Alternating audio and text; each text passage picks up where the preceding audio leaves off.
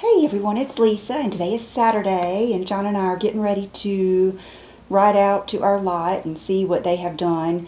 The builder, like the superintendent, called us yesterday, and they've already started, so we're anxious to go see what they've done. This morning I was, spending my usual morning with Bubba on my lap while I watch YouTube videos, and I clicked on Morgan Stewart. She does a video on, I think, Saturdays. I think she loads on Saturdays.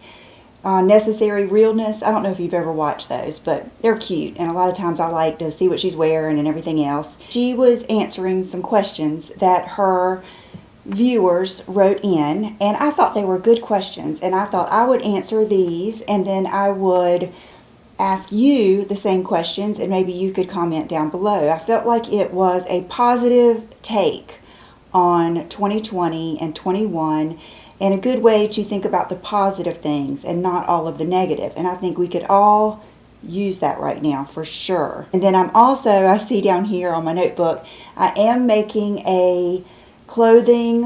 I'll probably do clothing and accessories. I don't know if I'll add jewelry in there. I might do jewelry separate. But some of my favorite discoveries from 2020. So, anyway, her first question was, what was the one thing you have learned about yourself this year? And she was talking about 2021. And I was thinking, I have learned, I don't know how, because it's not, the next one is things you took for granted. So I don't want to go into that. But I have learned that I am stronger than I thought I was. I have learned to trust my instincts as far as what was going on with me physically.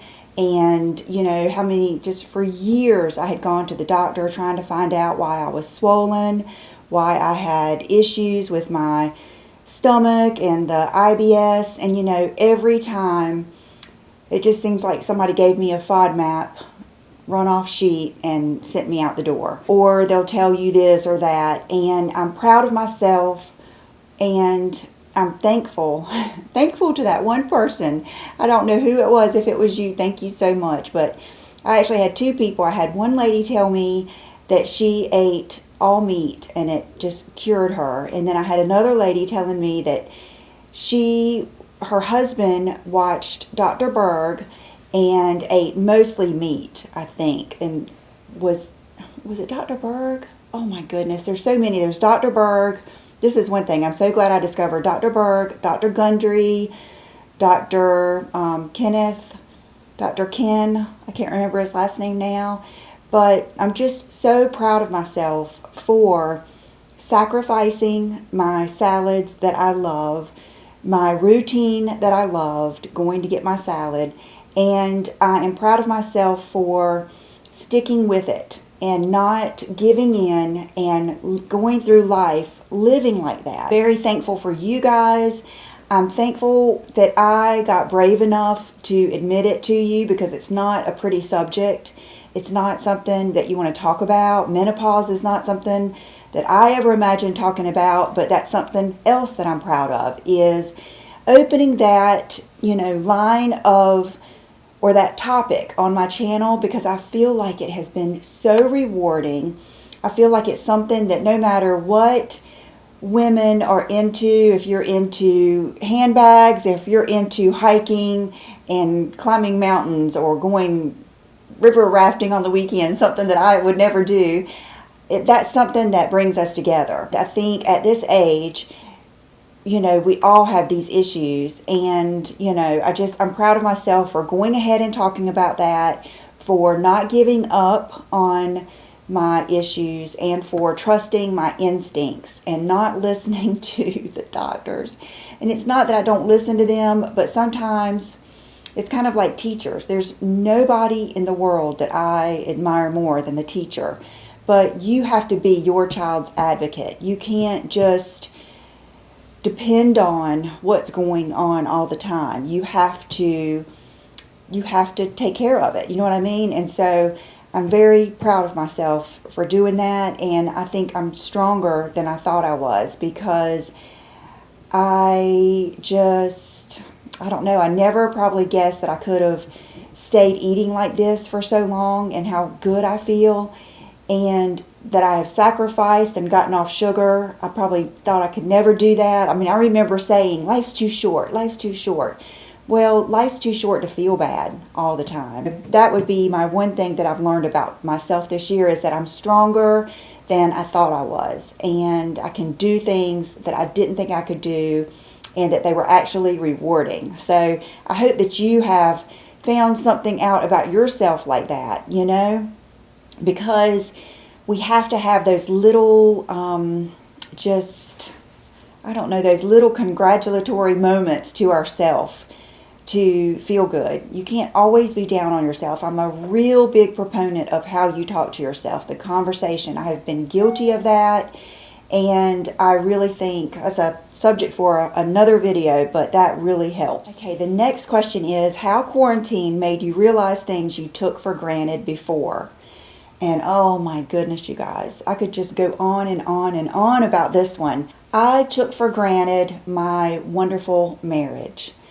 I took for granted my children, Brooke has just become so independent.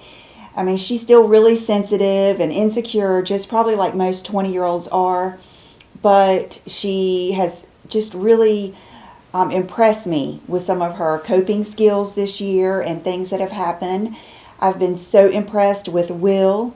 He is very, very intelligent, and he has just impressed me with how well he's been able to keep up with his school, make good grades, you know, with the current situation. So that has really, I say it probably once a week, thank you, thank you, thank you, that I just don't know how I could handle it if I had so many little ones having to do the homeschooling now. And I admire you moms that do it so much. My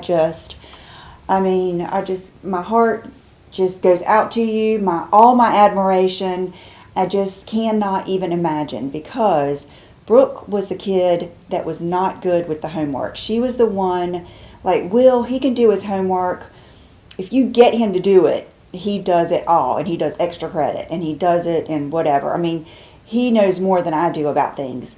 Brooke was the type that, and it wasn't as bad when she got older, but like when she was younger, I thought I was just going to jump out of my skin. I mean, some of those, even like in kindergarten and first grade and everything, getting her to, you know, write those sentences, just pay attention and stay with it.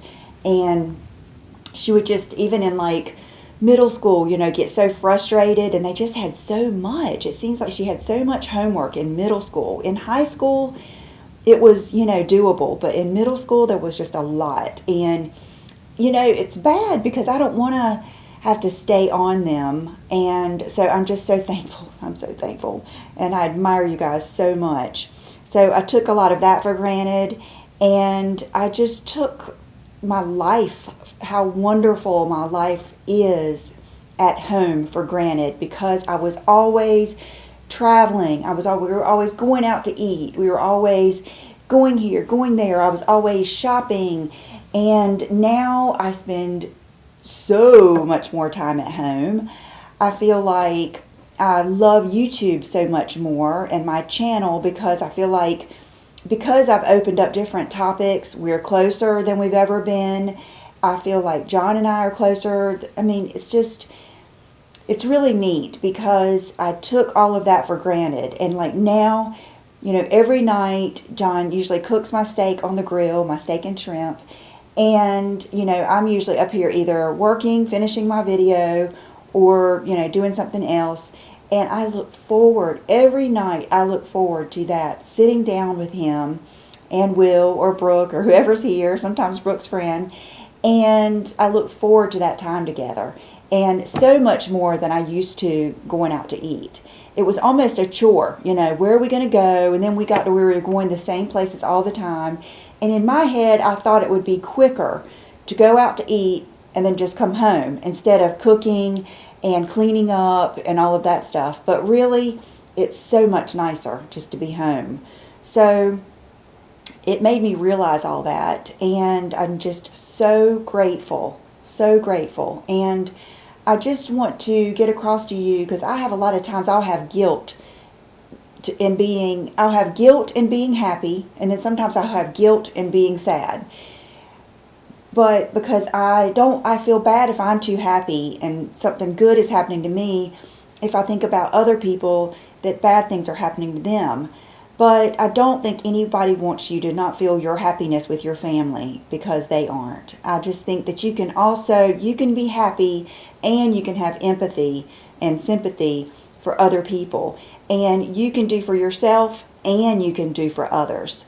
That is possible. It doesn't have to be one or the other. So I've just loved it. I've loved learning about myself and my family. Okay, what are you looking forward to in 2021? And the first thing I can think of is the summer. And I think that's just because I'm a summertime girl. This has been a cold winter for us. Usually we don't get this cold until February, March, but we've had consecutive cooler days. It seems like we've had a lot of rain. And I just feel a certain sense of happiness in the summertime. I love the long days, which I can already tell that's happening. And just, I love going to the beach. I love being outside. I just love everything about the summertime. So that's something I'm looking forward to. Of course, I'm looking forward to our new home. I am looking forward to hopefully school starting back in the fall. I am looking forward to just so many things. I'm just looking forward to the year. I was really looking forward to the vaccinations, and I'm kind of disappointed that, I don't know, I hope that it's better than what they're talking about. I hope that they really work. I hope that everyone gets to get those. I hope that, even John gets to get it soon. So I hope that works out, and I hope that we reach a point where we can live again and we can go out without mask on, because I just feel there's a big impact to me about the mask, and I won't get into it, but I'm tired of I hate feeling upset. I hate that feeling, and I feel like there's just an upset feeling. I've told you this, I'll never forget the first time I saw in China when this first came about and they were all wearing masks, even the children, and I said to myself, oh my God, I can't imagine having to wear a mask. I can't imagine children having to wear a mask. And now it's us. And to me that is so upsetting. I feel like we miss so much of our interactions, and it really bothers me for the older generation, like in nursing homes, that they don't get their visitors. You guys that have been with me, I used to go visit my grandmother. When I was little, we used to go visit my great-grandmother.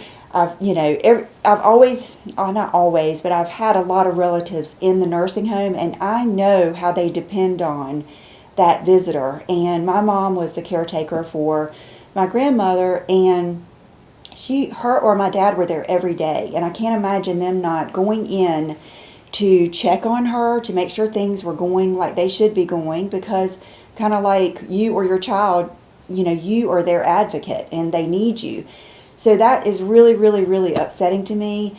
And I know how lucky I am to have my family here, but just thinking of all the people that didn't get to go see their family for Christmas, and the mental health of children and people, I just, where does it balance out? So I'm really looking forward to that hopefully coming to some type of end. Even if it's something, that we still have to be careful, we still have to do half capacity in restaurants or whatever, but I would like to see something happen with that. So that's what I am looking forward to in 2021. I would love to hear your answers down below. I think that when we talk about this, we learn more about each other. I used the same palette. I used the second row down, and I love it. This is the color that really attracted me to it. So I did use my new palette. I got my hair done yesterday, just a blowout, but Morgan was at a blowout bar. That's where she goes a couple of days a week, and it was close to the beach, and I couldn't resist, so I rode down to the beach. So it got a little bit deflated and everything, but in my outfit today, let me stand up and I'll show you. Okay, I was trying to pull off. Okay, my first thought was I wanted to wear these pants that I bought that are too big.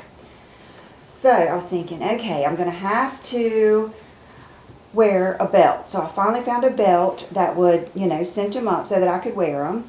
And these are the coolest pants. They've got, I don't know if you can see, I don't know if I've shown these guys to you guys before, but they've got that little tie. Where is it? It's like a little tie, yeah, a little hook thing on the back to make them kind of go down. And then I had to grab these shoes out of my closet downstairs. They were almost gray. They were so dusty. But these are the Stuart Weitzman Nudist Song. Just good basics. And I have on one of my Zara bodysuits. And so what I wanted to do was kind of pull off a Marissa Webb look, because a lot of times she'll do a cinched blazer with like baggy pants. So I grabbed this belt that one of my subscribers in Canada sent to me. This is the actual, not the actual, but the same belt that Sarah Jessica Parker is wearing in Sex and the City. I believe it's with a pink dress. So I thought, cool, I'll bet this belt would work. So I tried it and it does look good, but with this belt, it won't lay right. So it was a little bit of a fail, but that was supposed to be the look. I'm just going to kind of go with just the blazer now, but I can't wait to wear this. And I don't think I can poke another hole in this, but luckily it does fit over what I'm wearing, and it's called Brave Belt Works, made in Canada. That is so cool. Love it. Something I'll never get rid of. Okay, and then for accessories, I put on these funky earrings. This collection is now available. I think it's called All Love collection from Jenny Bird. But when I was wearing that belt, I was thinking of incorporating some silver pieces. So I thought, well, that'll be great. And then this is the necklace, and you can see it's a heart when you turn it like to the side. And then I've got on my Michelle watch and same nail polish, and I forgot to put on a ring, but I was upstairs and I thought, that's okay, I'll just go without a ring today. I've got all this other stuff on. So, and then there was one other thing I wanted to tell you guys about. I got this yesterday, and it smells so good. I wanted to show you. Hold on. I think there's two of them, but I just loved the way this bottle looked. But it is an R&Co Serious Gaze fragrance spray. They had this in the bathroom at the salon that I was at, and I loved the way it looked, and I was like, what is that? And hypnosis is inevitable. Give in and gaze back into the depth of serious gaze. A bright oriental essence with juniper berries, blood orange, rhubarb, leather accord, violet, and dark woods. It is a room spray, and it only takes one spray, because when I got in my car, ding dong me, it was new, and the first spray was kind of off, and so I sprayed it again, and I had to put the sunroof back. But I sprayed it this morning before I started getting ready in the bathroom, and it just smells so good. So if you like room sprays, I think you would like this. And it was like, I think $20, which is expensive, but that's going to last me a long, long time. So thank you so much for being here. I appreciate each and every one of you, and I will probably see you tomorrow. Bye-bye.